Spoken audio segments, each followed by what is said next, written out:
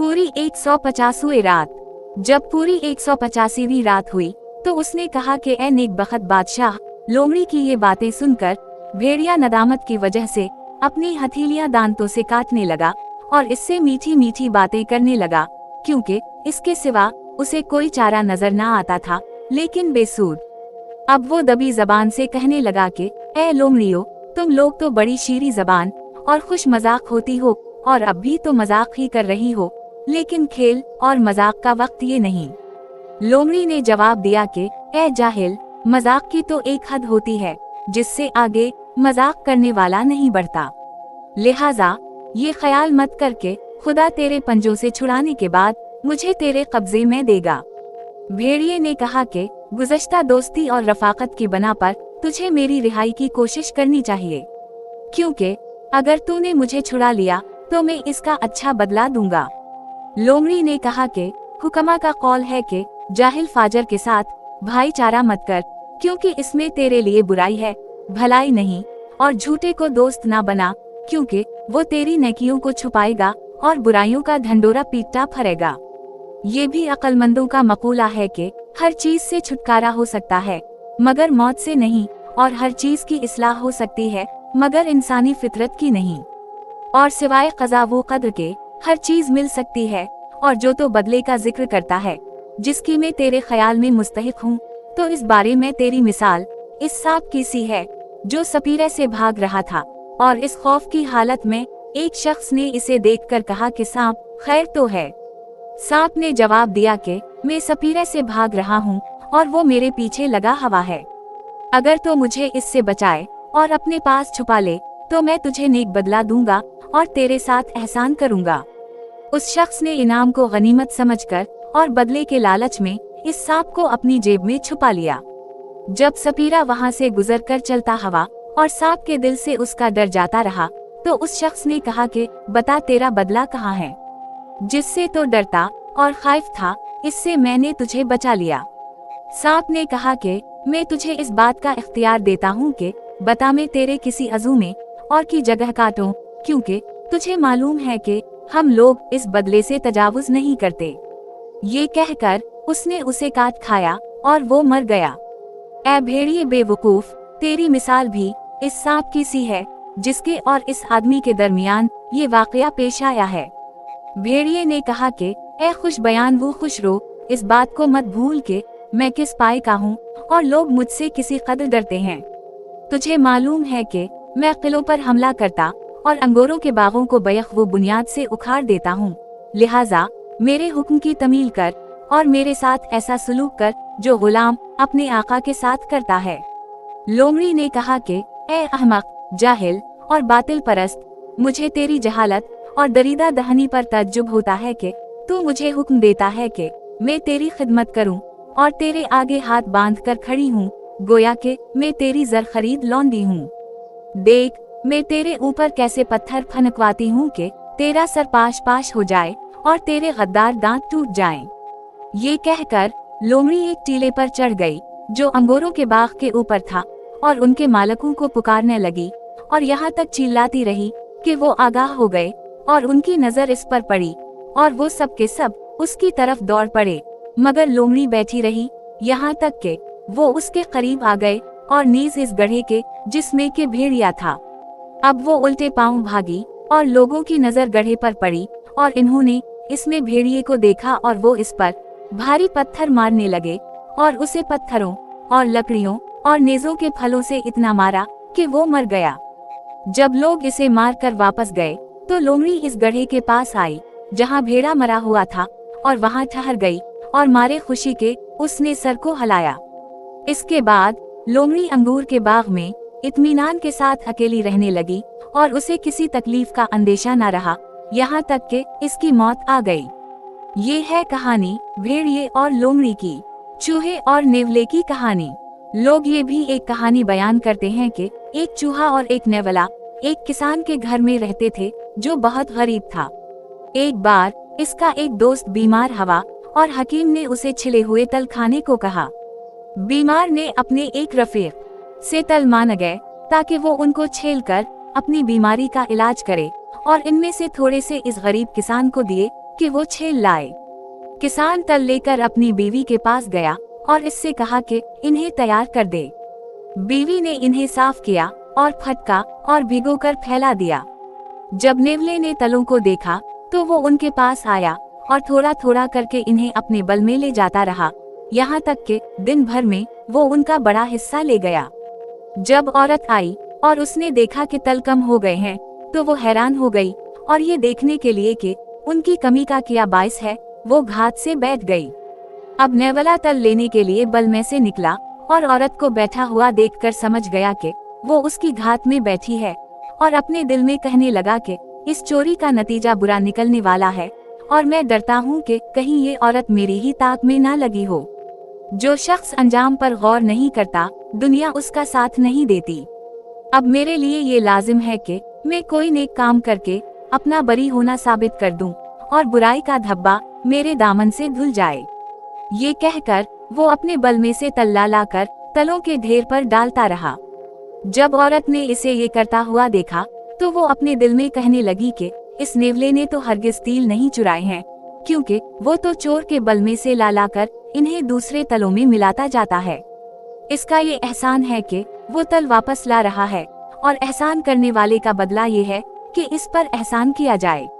ये तलों का दुश्मन नहीं हो सकता, लेकिन मैं चोर की घात में लगी रहूंगी जब तक कि वो मेरे हथे ना चढ़े और मुझे मालूम ना हो जाए कि वो कौन है। नेवले को मालूम हो गया कि औरत के दिल में क्या बात है और वो चूहे के पास गया और इससे कहने लगा कि भाई, अगर कोई शख्स पड़ोस का हक ना अदा करे और भाईचारे पर कायम ना रहे तो उसके अंदर कोई भलाई नहीं। चूहे ने कहा कि दोस्त तो ठीक करता है तो क्या खूब है, और तेरा पड़ोस कैसा अच्छा है, लेकिन तेरा मतलब क्या है। नेवले ने कहा कि मकान का मालिक तल लाया है और वो और इसके अहल वो याल इन्हें खाकर सैर हो गए और अभी बहुत कुछ बाकी है और तमाम जानवर उनमें से ले गए हैं। अगर तो भी ले जाए तो तू औरों से ज्यादा मुस्तहिक है। चूहे को ये बात बहुत पसंद आई और वो उछलने कूदने और कान और दम हिलाने लगा और तलों के लालच ने उसे अंधा बना दिया और वो फौरन अपने बल में से निकला और उसने देखा कि तल खुश्क और छिले हुए हैं और चमक रहे हैं और औरत बैठी हुई है, मगर चूहे ने अंजाम पर बिल्कुल गौर ना किया। औरत सौनटा लिए तैयार बैठी थी और जून ही चूहा तलों के अंदर घुसा और बैठकर खाने लगा, औरत ने ऐसा सौनटा मारा कि इसका सर बदन से अलग हो गया और वो लालच और अंजाम के ना सोचने की वजह से मारा गया।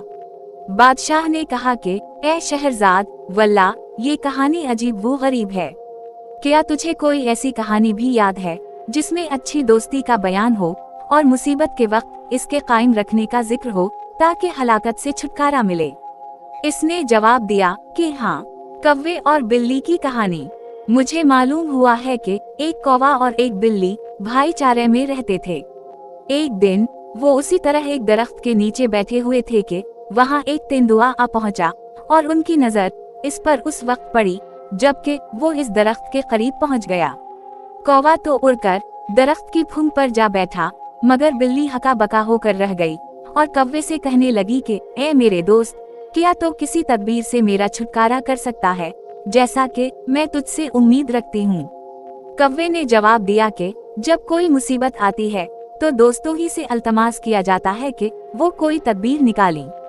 ये कहकर वो उन चरवाहों के पास पहुँचा जिनके साथ कुत्ते थे और जो इस दरख्त के करीब थे, और जमीन पर अपने पर मारने और काएं काएं करके शोर मचाने लगा। इसके बाद उसने बढ़कर एक कुत्ते के मुंह पर बाजू मारा और कम बुलंदी पर उड़ने लगा। कुत्तों ने इसका पीछा किया। इतने में चरवाहे ने देखा कि एक परिंदा जमीन के ऊपर उड़ता और फिर गिरने लगता है और वो भी इसके पीछे दौड़ा। कौवा महज इतनी ऊंचाई पर उड़ता था कि वो कुत्तों से बचा रहे, मगर कुत्ते उसे शिकार करने के लालच में लगे रहीं। जब वो करीब आ जाते थे तो कौवा जरा ऊंचा उड़ने लगता कि कुत्ते इसका पीछा ना छोड़ दें, यहाँ तक कि वो इस दरख्त के पास पहुँच गए जिसके नीचे तेंदुआ था। जब कुत्तों ने तेंदुए को देखा तो इन्होंने इस पर हमला कर दिया और वो वहाँ से भागा। इसका गुमान था कि वो इस बिल्ली को खा डालेगा, लेकिन बिल्ली अपने दोस्त कौवे की तदबीर से बच गई। ऐ बादशाह, ये कहानी इस बात पर दिलालत करती है कि बचे दोस्तों की दोस्ती बर्बादी और मुसीबत में फंसने से बचाती है। लोमड़ी और कौवे की कहानी। एक कहानी और है कि एक लोमड़ी पहाड़ पर किसी गार में रहती थी, और जब कभी इसके बच्चा पैदा होता और बढ़कर मोटा ताजा हो जाता तो वो भूख के मारे इसको खा जाती, और अगर वो अपने बच्चे को न खाती बल्कि रहने देती और वो इसके साथ रहता और वो उसकी हिफाजत करती तो वो खुद भूख के मारे मर जाता और लोमड़ी इस पर बहुत गमगीन होती। इस पहाड़ की चोटी पर एक कौवा रहता था।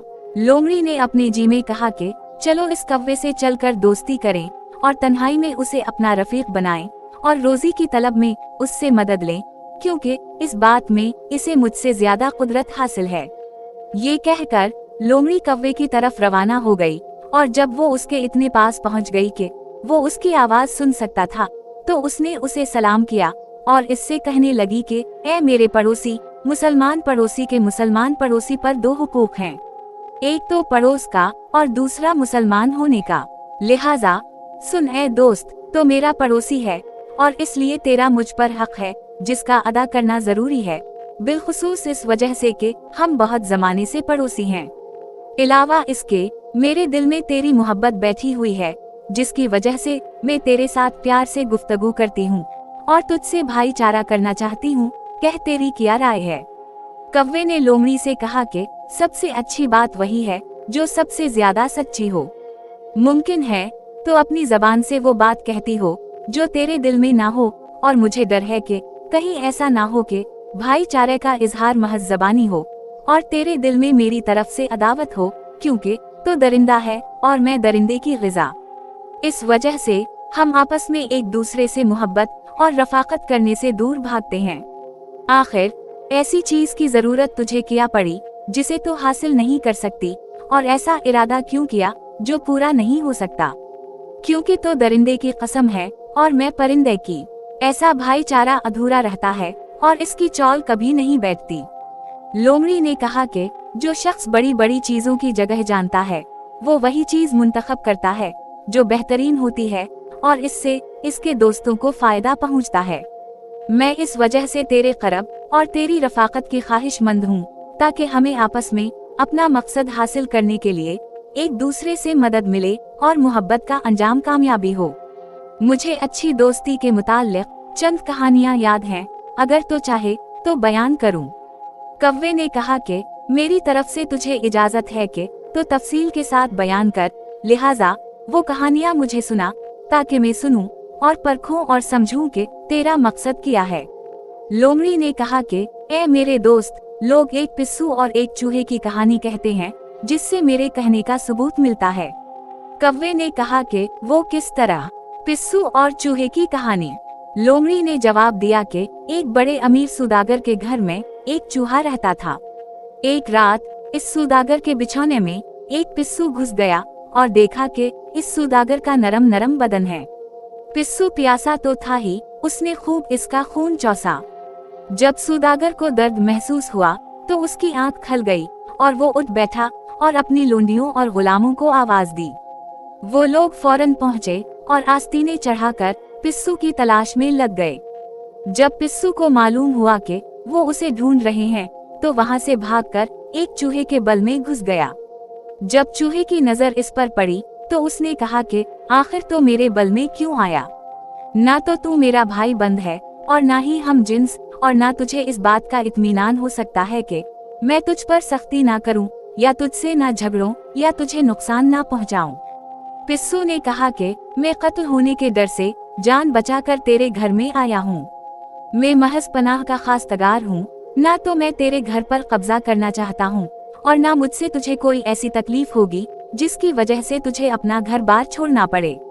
मुझे उम्मीद है कि मैं तेरे एहसान के बदले मैं तेरे साथ हर तरह की नेकी करूँगा और तुझे अनकरीब मेरी बातों का नतीजा मालूम हो जाएगा और तो मेरी तारीफ करेगा। जब चूहे ने पिस्सू की बातें सुने, अब शहरजाद को सुबह होती दिखाई दी और उसने वो कहानी बंद कर दी जिसकी उसे इजाजत मिली थी।